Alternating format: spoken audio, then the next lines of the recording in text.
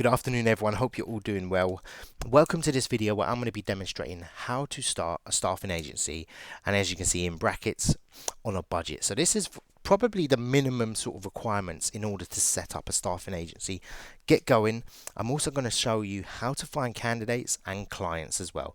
I'm going to demonstrate exactly my strategy into finding clients. It's the best strategy out there, and it's going to be pretty much anyone can actually do it. So I'm going to go through the essential criteria is what you're going to need. There's only 3 essential things you need to actually set up. The rest are obviously optional, or you can get later down the line. And then we're going to show you how to exactly find clients, email them, call them, LinkedIn, whatever you want to do, you can do that. Also, we're going to show you the candidate side as well. So hope you stay tuned. Enjoy this video. So step number 1 is the 3 essentials, I call them. So you're going to set up a website. So number 1 is a website. You're going to need a website at some stage. Clients and candidates will probably not do business with you if you don't have a website. It will probably, maybe 1 or 2 might do business with you still. However, if you're looking to set up a website, I've got a video which should be on the screen in the top right now. You can click that and it will show you how to exactly set up a website the way I do it. All in all, you can use Wix. Wix is pretty good, simple, cheap to use. I use WordPress myself, so I self-host on a WordPress platform. Or you can buy like a HTML sort of script from a website like ThemeForest, or I think it's called CodeForest or something like that. You can buy those, just Google it, staffing agency theme. Try and buy one that isn't a job board. Try and buy one that actually has a branding around it, so you can change the logo and the name of that. So that's totally up to you. The cost of that should be no more than $100, if I'm honest. You shouldn't be spending any more than that. Even if you pay someone else to do it, they'll be using a copy and paste template. If you're getting someone really professional that's going to sit down with you and do a consultation, then yeah, you can pay more than that. But don't spend more than $100. Websites are cheap nowadays. So you'll probably be looking at $50, $60 for hosting for a year, and then you'll do that. So the second point is going to be email. So there's only 2 I would recommend is Google Workspace, which is called like G Suite, which essentially just looks like Gmail and it works the same way. And Outlook as well, Outlook 365. You do not want to be using a Gmail at gmail.com email address to do business. Absolutely nobody would do business with you. I get emails all the time, and if I get anything from a Gmail account, it just shows me I'm not serious, and I'll never engage with them on that. The third part is obviously free. This costs about, I would say about $10 a month, and you get storage space, you get a calendar. With Outlook 365 you get Microsoft Teams. So there are some, Google Hangouts you get with this, but Microsoft Teams a lot of people use. Some clients will engage with you on that as well. LinkedIn is going to be key, so I'm going to show you my LinkedIn profile as well. And what you want to be doing is just make a profile for yourself. If you've got an existing profile, make a separate one for your staffing agency as well. Simply make a company page, start to post things on there so you look active, you look like you've been set up for a while. That's very important as well. They're both free to do, and total cost of this is probably going to be, the running cost of your agency is probably going to be about $10-15 a month, and that's it. This will, if you have all this, you can actually win a client and you can actually make money. There's no fancy software. This is the very beginning essential criteria with that. So if you're wondering, do I need this, do I need that? No, you don't. What you'll need as well. So you're going to need a cell phone or a phone. I trust you probably have one. This is why I don't recommend to purchase one. You can use a voice over internet protocol, which is similar to this setup here, which will be like a phone, and then you can use it on the desktop, which is up to you if you want to purchase one of those. They are good, so you don't have to give out your mobile number. I typically give out my mobile number to clients, and candidates I use my voice over internet protocol, or it's called a VoIP. They're quite cheap. I'll probably pick one up, maybe depending on the package, $10 to $20 per month, maybe $30 of that, and they're usually unlimited calls as well. So you're going to need a contract as well. I do have one. If anyone needs it, please get in contact with me, add me on LinkedIn, and I'll be happy to help you out. So that contract will only be used to engage with clients. So they just sign your contract once, you agree the terms, and it's heavily weighed in our favor. So if anything goes wrong, chances are the client will still be liable. It is probably about a 7-8 page document, legal document. I paid a lawyer to do mine for me as well. Now, probably one of the most important things is to pick a niche. Your niche is going to be the most important. I will talk about that in a second, go into more detail, but it is the make or break before actually starting your agency. If you don't have that set up or an idea what you want to recruit for, you can just get a load of headache if you don't have that. The other thing you're going to need is obviously clients and candidates, and that's pretty much it. There isn't anything else. All the other things and features you can add on. So you can say, do I need an office? Not at this stage. You can add that later. Do I need to employ people? No, you can employ them later. You get the idea. So things will grow with the business. Start off lean. Keep a very lean business because nothing might happen for the first few months. And what you want to do is you don't want to be running up a bill of, $500-600 a month, and then you end up with a big bill and then nothing's happening, you get demotivated. So you want to run a really lean business. You might want to pause it for a few months, and you can do that. You would find it difficult if you've got like £1,000 a month running cost with that. Once you get some cash in the bank is from actually doing it through these methods, you'll be more in your way to investing in the business, and it won't hurt as much. So picking your sector, your niche, is going to be really important. Now, you have to meet these 4 criteria. If you do not meet them, chances are you're gonna come into a lot of headache and a lot of problems along the way. I've seen people set up, they haven't followed advice, or they haven't sought advice, or they don't have experience. They find it really difficult. So what you want to do is you want to pick you've got options to either pick a large sector. So you can pick finance, healthcare, but you have to niche down.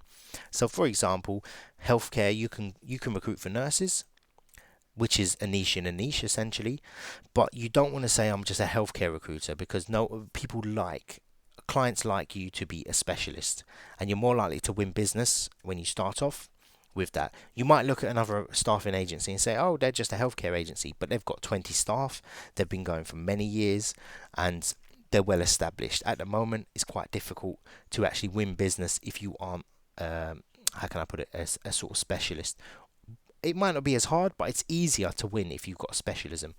You can also do just a very niche specialism. Make sure the niche isn't too small as well. So if you said I recruit Tesla mechanics, there's only going to be 1 or 2 companies that will actually use you. So to make sure you're not very, very niche. So you could be, again, you could recruit for nurses, for example, but you could be palliative care nurses, so end of life care, or you could be looking at, children's nurses or pediatric nurses, or really senior nurses, specialisms, nurse managers, that sort of thing. You really want to be niche. You can either operate in a large sector and be niche, or you can be a very sort of small sector of that as well. So it's totally up to you. Now, bad sectors, there are no bad sectors in recruitment, believe it or not. Pretty much every company for every job will at least use an agency in some way, shape or form. Yeah. The only thing is, excuse me, if the client finds it very easy. Now, the way that clients recruit is they post a job advertisement, and if they post an advert online and they get enough applicants that are suitable for the position, they will not use a recruitment agency. They won't go to a staffing agency, employment agency. They won't do any of that. The only thing is, if there are large amounts of candidates applying, you can get a very small sector where they don't have the time to recruit. There's so many applicants, they don't have time to interview and filter, so they might use an agency for that. So potentially, I'll give you an example, a customer service position will probably get on Indeed about 200 applicants in the space of 2-3 days. Why would they pay thousands of dollars, pounds, anything, euros, whatever, to actually start engaging with you on that? So you can think, okay, great, it's easy to recruit for customer service people, but then the client finds it easy. On the flip side, you don't want something that's really difficult, especially if you're starting off. You don't have a database, you don't have even if you're an experienced recruiter, you don't have that. Your goal now is to quickly get some money into the business, start cash flowing the business as soon as possible. So if you go for really, really hard JavaScript developers or CEOs or chief of finance, You might get a placement, one or two a year. However, you won't get that hard cash flow, and you're just really wasting your time a lot of the time. So make sure it's not too difficult to find, that when you post an advert or you go and search, you can't find. You want that middle ground. A good way to find an indicator of this is salary. People are paid higher when their skill set is harder to find. So you want to be in the middle ground. You want to be in the 30,000 to about 60, $70,000 or pounds in yearly salary. Stick to that criteria and you should be fine. It should give you an indication even if you don't have experience. Like I said, stick to those 4 points. Brainstorm it. If you need any help, reach out to me as well. So clients, we're going to be looking at only email only, and the only strategy to actually find them is to source their emails from a live job advert. That's the easiest way to start. It's not the only way. I start with saying 100 emails a day, and you want to be contacting people in HR, not chief executives, not the top dog or the chairman. Don't listen to anyone that tells you that they don't know what they're talking about and they've never recruited in their life. Now, what you want to do is it's just either emails only, and you want to prospect by email. You're not trying to close the deal on email. So people say, how do you get clients? Oh, I do it via email. People automatically assume clients are going to sign the terms and you're starting to recruit with them. However, what you want to do is you want to schedule a call so they brief you on that and then you sign the deal. You've also got the option to cold call and LinkedIn outreach as well. I've made videos on all of these. I've done live client calls. I've done live cold calls. I've done it on live stream before so everyone can hear exactly what I'm doing. So go through my channel, have a look at that. We'll show you very quickly how I would actually source someone. So if we go back to sort of nurses, or we can look at an accounts payable person. Accounts payable. We want to look at the client, and what I do is I filter it out. If you're in the US, you don't have this feature. So I could literally just go to, I don't know, take this one. For example, I want to Google the company. So they're recruiting for an accounts payable manager. And I want to type LinkedIn at the end. What I'm going to do is I'm going to go into their people. And what I'm going to type in here is recruitment. Because the profile that will come up will be, so this is the recruitment manager, this is recruitment business partner. They're the people you want to be contacting from there. So let's take Emma, for example. I use Apollo IO to grab their email address. And here's her email. So I would just send her a copy and paste email. My email template is on my website. The link is in the description if you want to use that as well. It's as simple as that. It literally takes 10 seconds. If you do that for all of these on this list, 1,000, you're bound to get a client. And that's why I say stick to 100 emails off that. 100 emails a day should only be for the first 3 months, if that. Typically, you can probably get a few clients within a few weeks or a few days even. And you might stop the emails after that. You might just do 20 a week or 50 a week just to keep the flow going, see if you can land some really good clients. So essentially what you're going to be doing at the start is really a scattergun approach, just emailing everyone with a live job advert. I wouldn't recommend this technique, moving forward into 6-7 months, because it's a lot of time dedicated to that. So you can do it in your own time. You can schedule the emails to go out. That is the easiest way to get clients off that.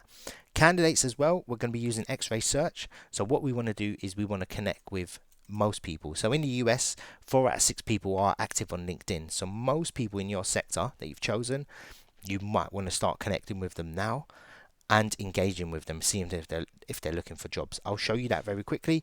You can also use free job websites. There's also paid job websites if you want to recommend, Monster, Indeed. You can post a job on there if you've got a live position. You might want to do that. CV databases, a lot of them have free trials. So you can obviously just ring them and say, look, I've set up my agency. I'm looking for a free trial. I want to try your product out. Most of them will give you that. So if we go back to X-ray search, and we want to go on to this section. So if we go to the United States and we look for an accounts payable person, and we want to find people that are open to new opportunities, which would be really good because we're actually recruiting for that position. We've got 23,000 results, and we can just look up these candidates, see what they're about, and we can connect with them off that. You want to just connect with loads of people from this person's in Angola. This person, is she open to new opportunities? I don't know. Connect with her and just literally take it from there. Connect with the candidates. When they accept, I mean, they're going to think I'm a weirdo just connecting with them. But once you connect with them, drop them a message, see if they're actually looking, and chances are you've got a vacancy nearby. You can narrow the search down as well, so it works the same as LinkedIn Recruiter Lite. With that, sometimes it's even better. So you can put I don't know if they're in Washington or whatever, or I've spelled that horribly wrong. You can actually do a search location based as well, and just literally contact them from there. So that's probably the easiest way, and the free way is LinkedIn, and you better start connecting with people. So that's why I say at the start, make your LinkedIn profile and start connecting with candidates and clients with that. Now, other things to note is when you're starting off, you must take the approach of getting a client first. Obviously build up your candidate pool and message people and connect with them, but after that you really want to start doing direct hire only. So you want to be doing what we call permanent recruitment in the UK. So you really want to start doing direct hire off the bat, because you get a big chunk of fees.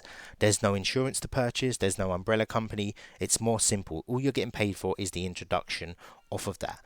Now, what do you charge? Another thing to note is most people charge between 10 and 20%.